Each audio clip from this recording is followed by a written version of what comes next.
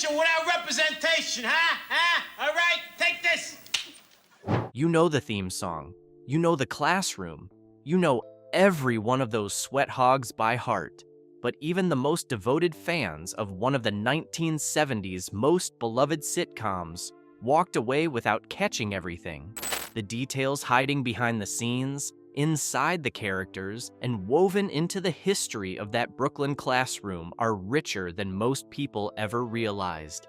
So today, we're going back to Bensonhurst for 20 small details you missed in Welcome Back, Kotter.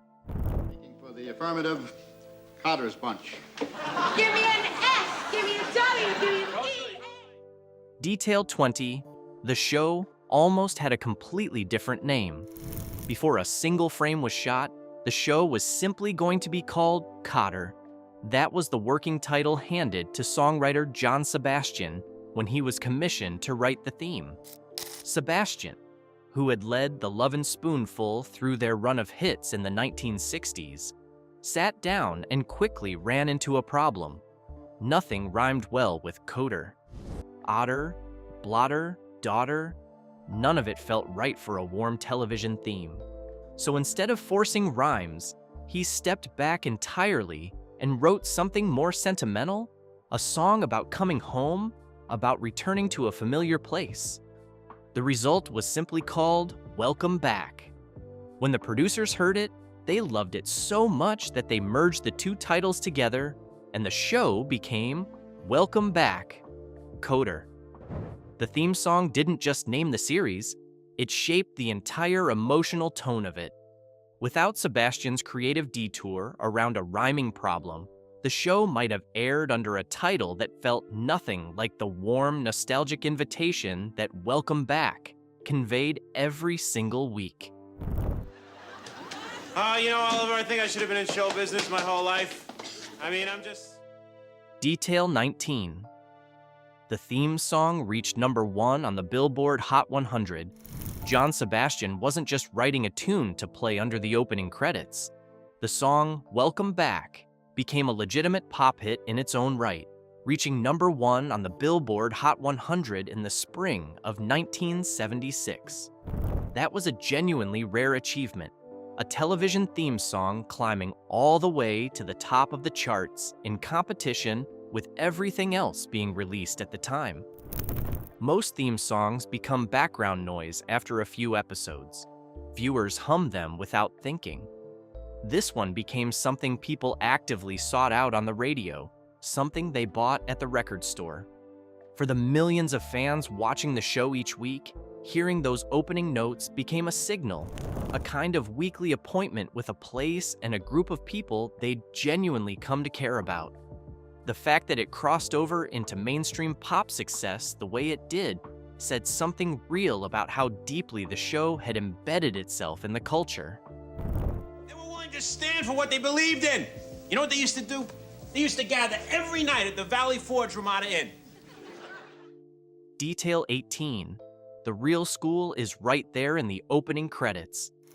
Every episode opened with shots of actual Brooklyn streets, and the school shown in those credits was not a studio set or a stand-in location. It was New Utrecht High School, the real school that Gabe Kaplan attended as a teenager in Bensonhurst. The show renamed it James Buchanan High for the series, but the building itself was entirely real, and so was the neighborhood surrounding it.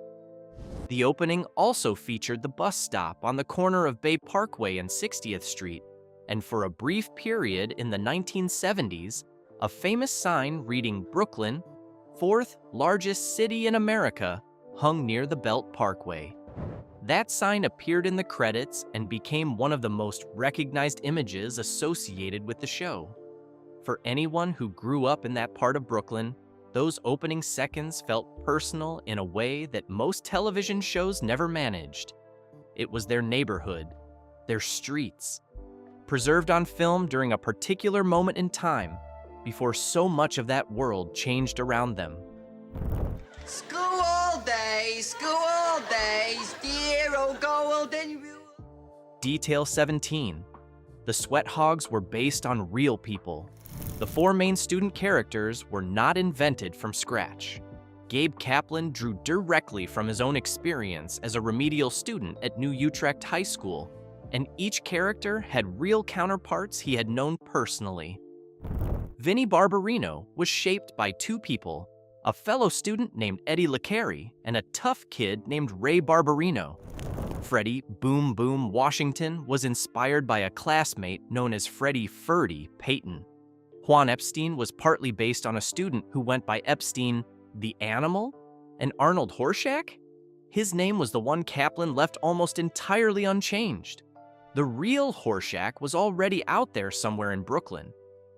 Kaplan had described most of these characters in detail in his stand-up comedy routine, Holes and Mellow Rolls, long before any television producer came calling.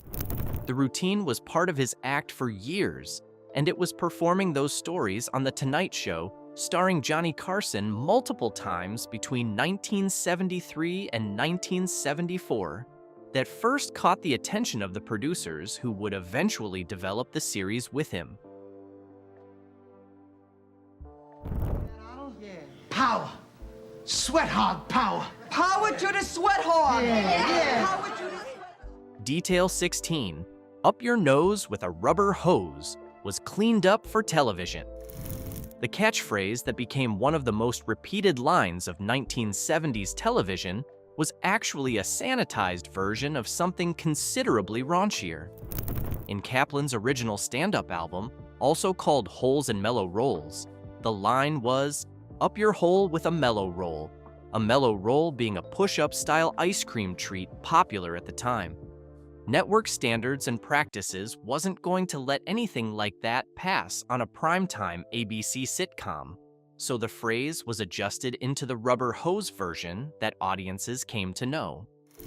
The tamed-down line still became iconic regardless, landing at number 15 on TV Guide's list of television's top catchphrases.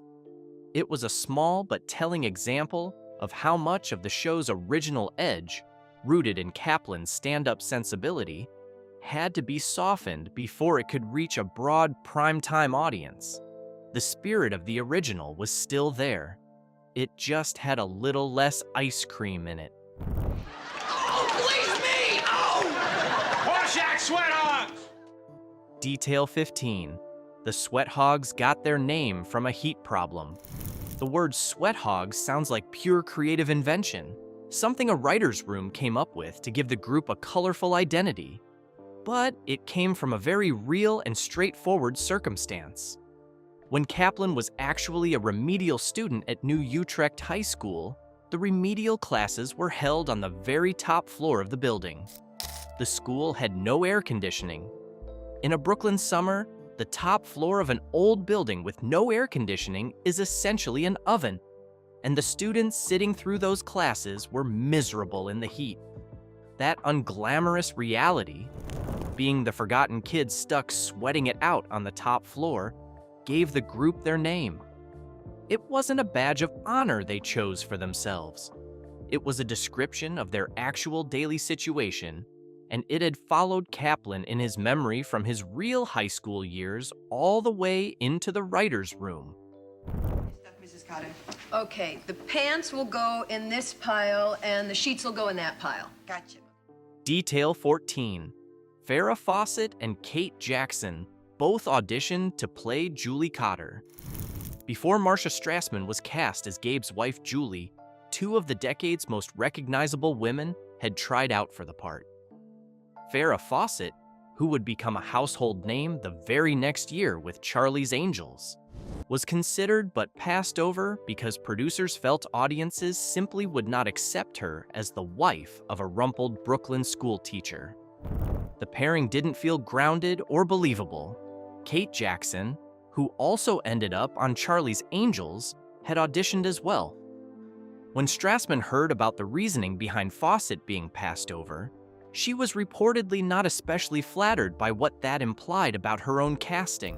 She took the role anyway and spent the next 4 seasons playing Julie, who was written as a Nebraska native with a college degree in anthropology, a dry sense of humor, and a tuna casserole that absolutely nobody in the Kotter household could stand. You would be more delighted than I. But, Ma, you do not have to go out and get married again to find... Detail 13. Ron Palillo based Horshack's laugh on his father. The wheezing nasal laugh that made Arnold Horshack one of the most recognizable characters on 1970s television had a deeply personal origin. Ron Palillo, who played Horshack, said in interviews that he drew the laugh from a sound his father made while struggling with lung cancer. Palillo's father died when Ron was just 10 years old, and that particular sound had stayed with him across the years. When he was building the character during auditions, it surfaced as Horshack's defining quality. Palillo had actually been a theater-trained actor with a serious stage background. He had toured in Shakespearean productions and done off-Broadway work before landing the role. He worried at the audition that he didn't have the tough New York look the casting call had described. But Gabe Kaplan later recalled that the moment Palillo walked in and introduced himself as Arnold Horshack, the decision was made on the spot. The laugh, the posture, the whole character arrived complete from the very first line. Everybody here is rational but Arnold. Everybody got that? Now, my dear man, Washington here, obviously. Detail 12. Robert Heggies thought he was playing Barbarino. When Robert Heggies was cast in the series, he was under the impression, right up until the first day of production, that he had been given the role of Vinnie Barbarino. He had been performing on Broadway when he auditioned, and somewhere between the audition and the start of filming, the wires got crossed. He arrived expecting to play the lead Sweathog, and learned instead that he was Juan Epstein. Heggies was a devoted fan of the Marx Brothers, as was Kaplan, and he used that foundation to shape Epstein's personality from the ground up. He modeled the character specifically after Chico Marx, describing Epstein as the same type. The wheeler dealer, the schemer, always working an angle. The character's full name, Juan Luis Pedro Felipo de Huevos. Epstein reflected an elaborate backstory in which Epstein's grandfather had spotted Puerto Rico from a passing ship en route to America and simply decided to settle there rather than continue on to Miami, making Epstein the product of both Puerto Rican and Jewish heritage. Well, a surprise. Epstein has a very important note from home. It's from my mother's doctor. It's from his mother's doctor. Detail 11. Epstein's notes from his mother were a running joke that never got old. One of the most reliably funny recurring bits in the entire series was Juan Epstein producing an excuse note whenever he had missed class, skipped an assignment, or needed to explain some otherwise inexplicable absence, always signed Epstein's mother.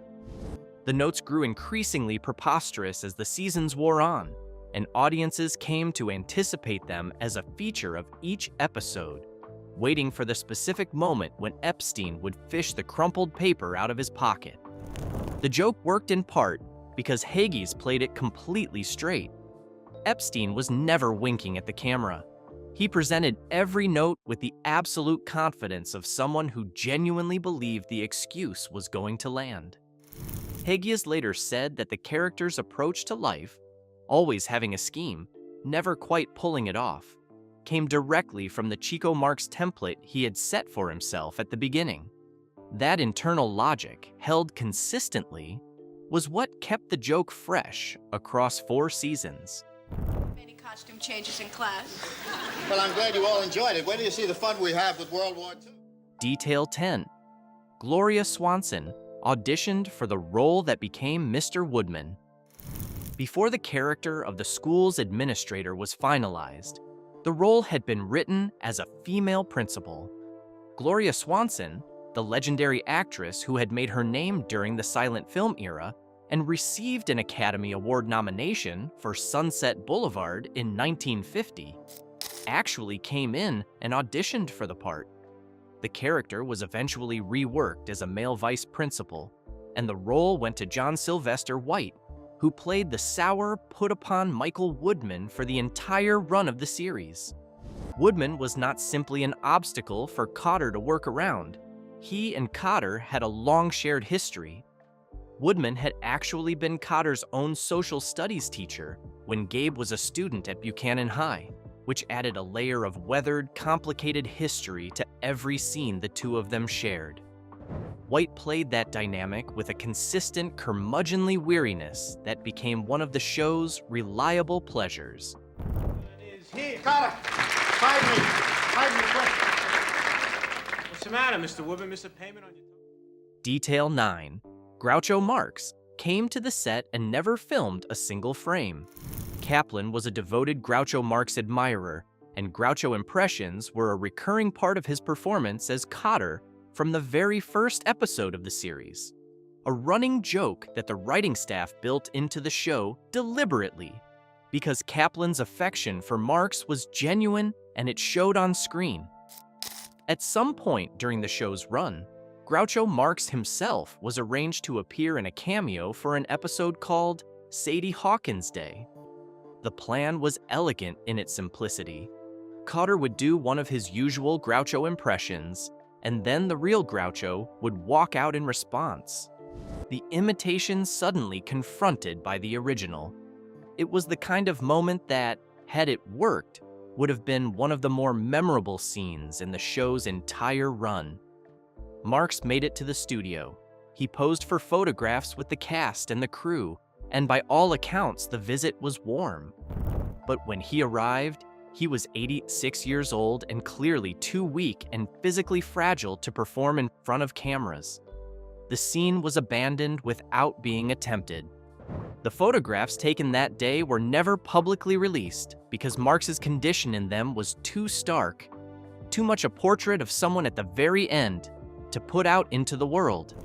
He died in August 1977, and those images stayed private. 6 years after his death, Kaplan would go on to play him in a one-man stage show, researching the role with the thoroughness of someone who had been studying his subject for most of his life. It was a full-circle tribute from one of Marx's most sincere admirers, built on a connection that had almost produced something extraordinary on a studio set, and then, quietly, hadn't.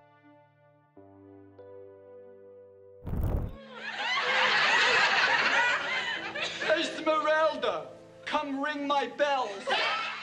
Detail 8. The Boston affiliate initially refused to broadcast the show.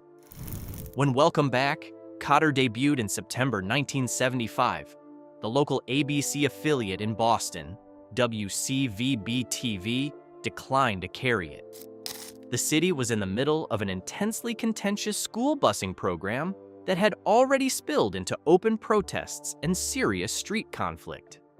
The affiliate's concern was that a sitcom built around an integrated classroom in an urban school would aggravate an already volatile situation and wasn't something they were willing to put on the air given the local climate.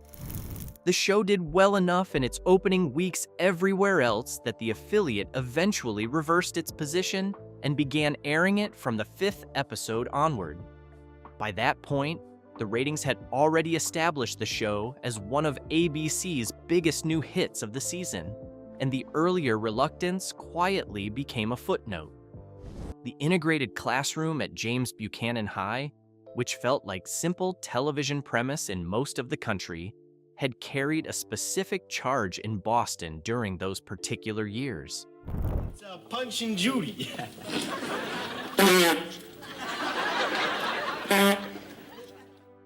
Detail 7. A teachers' union representative was given access to the set. While Boston was concerned about the show's racial dynamics, teachers in other cities around the country had a different worry: that a sitcom built around an unruly, out-of-control classroom would embarrass or undermine the image of the teaching profession at a moment when public schools were already under significant scrutiny. The concern was widespread enough that the producers agreed to allow a representative from the teachers' union onto the set to monitor how educators were being portrayed on a week-to-week basis. It was an unusual arrangement, a kind of informal oversight that reflected how seriously some people were taking the show's potential influence before a single episode had aired. Kaplan was openly skeptical of the whole thing. He made the point to a reporter that no one had stationed a junkman on the set of Sanford and Son to protect the reputation of the junk business, and he saw no particular reason why his show required a professional watchdog that other sitcoms didn't. The line was funny and it landed, but the union representative stayed anyway. As the first season progressed, and it became clear that the Sweathogs were fundamentally harmless goofballs rather than genuine delinquents, and that Kotter himself was depicted as a patient, dedicated teacher who genuinely cared about his students, the professional concerns faded on their own. The show turned out to be, if anything, an advertisement for the idea that good teachers matter. The union representative's presence became less and less relevant as the series established its tone, and the worry that had generated it quietly disappeared. Now, I don't want to be rude, but who invited you over? Miss Kotter, you ought to be grateful. An hour ago, this place was a total wreck. Detail 6. John Travolta's sister played Horshack's mother. Ellen Travolta, John's older sister, was cast as Mrs. Horshack, Arnold's mother, during the run of the series.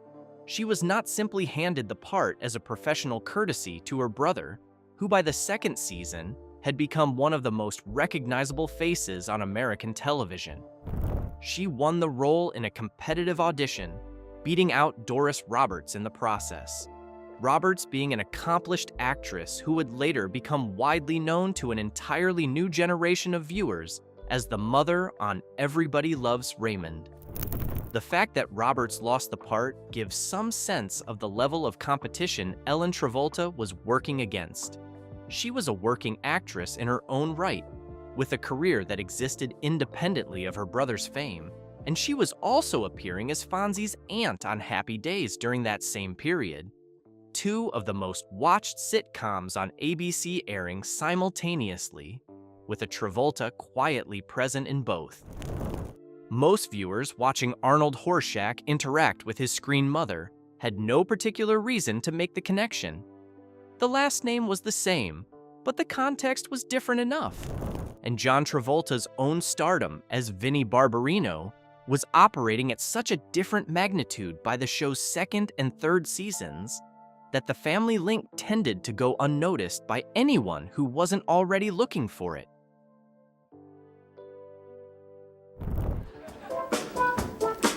That's Hotsy Totsy. Where? Right there. Detail 5. Steve Guttenberg appeared in a board game commercial for the show. The show generated an enormous amount of merchandise during its peak years. Lunchboxes, 9-inch action figures produced by Mattel in 1977, trading cards, novels, a 10-issue DC Comics series that launched in 1976, and a board game officially marketed as the Up Your Nose with a Rubber Hose game. Merchandising at that scale was a measure of how completely the show had penetrated the culture. These weren't novelty items aimed at a niche audience. They were mass-market products that ended up in toy aisles and department stores across the country. In the television commercial produced to advertise that board game, the Sweathog characters were portrayed by lookalikes rather than the actual cast. A common enough practice when scheduling or contract terms made using the real actors impractical. One of those lookalikes, playing a version of Vinnie Barbarino, was a young Steve Guttenberg, years before he became widely known for his own film career in comedies like Police Academy and Cocoon. In 1977, he was simply a working actor taking whatever came his way. And what came his way was a brief commercial in which he approximated John Travolta for a board game advertisement. The resemblance was approximate at best, and the spot was brief enough that most people who saw it at the time paid it no particular attention. But Guttenberg's face is there in the footage for anyone who goes looking, an early cameo hiding in plain sight inside the show's own promotional material. Hey, look. Let's me and you get together after school. I'm gonna take you water skiing on the East River. Detail 4. Some early episodes were filmed at NBC Studios. Despite being an ABC production airing on the ABC network, some of the earlier episodes of Welcome Back, Kotter were actually shot at NBC's studio facilities in Burbank, California. Production logistics in that era sometimes led to arrangements like this, where a network show used the physical infrastructure of a competing network without any particular fanfare or public acknowledgement. Television production in the 1970s was a more pragmatic business than the network rivalries suggested, and studio space was rented where it was available. The economics of early production schedules occasionally required exactly this kind of quiet, unglamorous compromise. From the viewer's perspective, nothing was different. The same classroom set, the same cast, the same Brooklyn world appeared on screen, regardless of where the cameras happened to be rolling on any given production day. Nobody watching at home had any way of knowing, and there was no reason they would have cared if they did. It is one of those practical behind-the-scenes facts that strips away a little of the mystique around how television actually gets made. The idea that each network's shows exist in a hermetically sealed world of their own turns out to be more of a marketing construct than a production reality. For a show that was so specifically about a particular place and a particular community, there is something quietly amusing about the fact that some of those Brooklyn classroom scenes were filmed on the lot of a competing network in Southern California. I, too, would like to extend my apology if I in any way offended. Detail 3. There were plans to continue the show that never happened. As the 4th season made clear that the series was in serious trouble, producer James Komack explored options for keeping something of it alive rather than simply letting it disappear. One idea that came up was having the Sweathogs graduate from Buchanan High and move on to a community college, with Kotter joining the faculty there in some capacity. Kaplan had actually proposed a version of this himself earlier in the show's run, feeling that the actors, all of them in their mid to late 20s by the final season, had simply become too old to convincingly play high school students, and that moving the setting would solve the credibility problem before it became impossible to ignore. The idea was ultimately rejected by the network. There was also a backdoor pilot produced for a spin-off built around a newly married Arnold Horshack, with Palillo at the center of what would have been essentially a domestic sitcom in the Welcome Back Kotter universe. It never moved beyond that single episode. A separate concept, featuring most of the Sweathogs reimagined as adults navigating life after high school without Travolta's Barbarino, was something Heggies discussed publicly in the 1990s as a possibility he had hoped might come together. That one never got off the ground either. The show ended without a proper conclusion, and none of the roads that might have extended it were ever fully traveled. This is the living room. This is where I do all my living. We used to have a show. Detail 2. The 4th season was effectively a different show. By the time the 4th and final season premiered in September of 1978, so much had shifted behind the scenes that the series barely resembled what it had been in its first 2 years.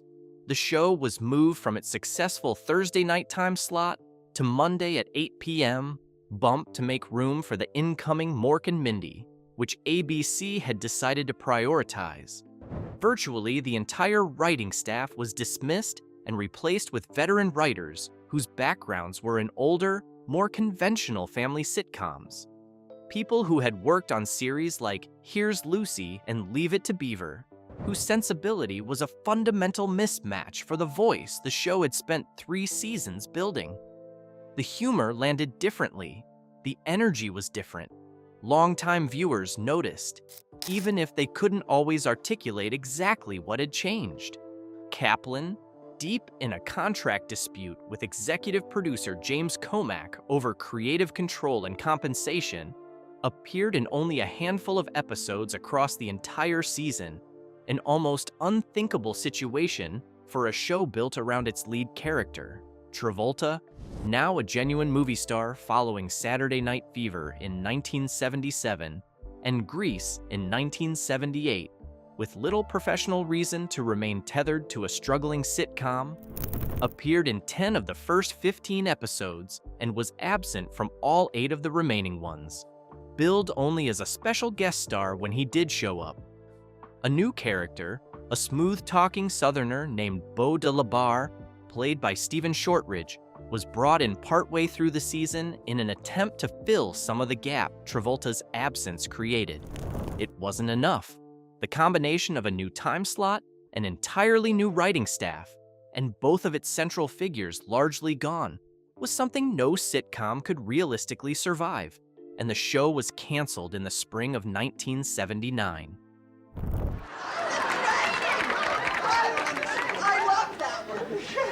I didn't hear that, Epstein. Detail 1. Gary Shandling wrote an episode.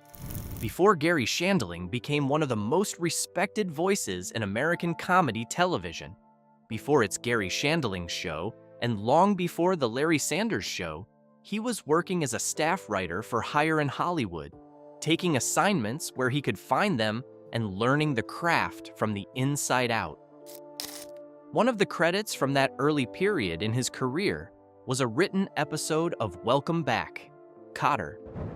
It is a detail that tends to get buried under the larger stories of the show, but it places one of the more distinctive comedic minds of the following 2 decades inside that Brooklyn classroom, working on the same characters and the same world as everyone else on the writing staff. Shandling would go on to reshape what television comedy could look like. Meta, self-aware, uncomfortable in ways that felt entirely new. None of that was visible yet in a Kotter episode from the late 1970s. But the path that led there ran through rooms exactly like that one. Television comedy in that era had a way of quietly passing writers through productions that would later look, in hindsight, like unusually fertile ground. And that's 20 details that were always there, hiding in plain sight across 4 seasons and 95 episodes of one of television's most warmly remembered sitcoms. From a heat problem on the top floor of a Brooklyn high school to Groucho Marx standing on a studio set too tired to say a word, the story behind Welcome Back, Kotter runs deeper than most people ever stop to notice. If you enjoyed this trip back to James Buchanan High, do us a favor and hit the like button and subscribe so you don't miss what's coming next. We'll see you in the next one.